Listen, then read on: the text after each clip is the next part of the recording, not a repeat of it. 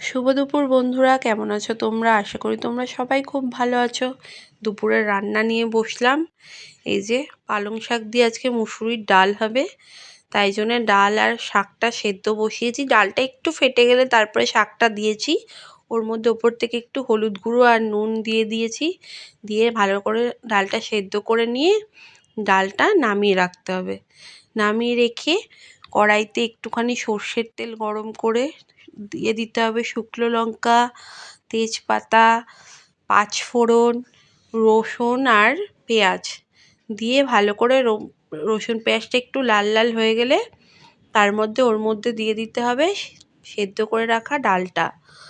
ডাল দিয়ে তারপরে ডালটা ভালো করে ফুটে গেলে নামিয়ে নিয়ে একদম গরম গরম ভাত দিয়ে খেলে খুব ভালো লাগবে। শীতের সময় অবশ্য একটু এইসব ডালই ভালো লাগে। নানান রকমের সবজি দিয়ে ডাল করলে খুব খেতে ভালো লাগে। আজকে আমরা এর দিয়ে ডাল করছি, আগের দিনে আমরা সবজি ডাল করেছিলাম। আজকে এই যে পালং শাক দিয়ে ডালটায় দেখো ভালো করে সেদ্ধ করে রেখেছিলাম। ওই ডালটাই এবার কড়াই যে ফোড়নটা লাল লাল হয়ে গেছে, এবার দিয়ে দেবো ডালটা, সেদ্ধ করে রাখা ডালটা দিয়ে দেবো।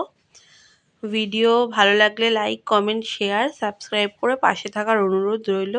যদি তোমরা ফেসবুক থেকে দেখো তাহলে চ্যানেলটাকে প্লিজ ফলো করে দিও। আর যদি আমার ইউটিউব চ্যানেল থেকে দেখো তাহলে প্লিজ চ্যানেলটাকে সাবস্ক্রাইব করে দিও। Thank you.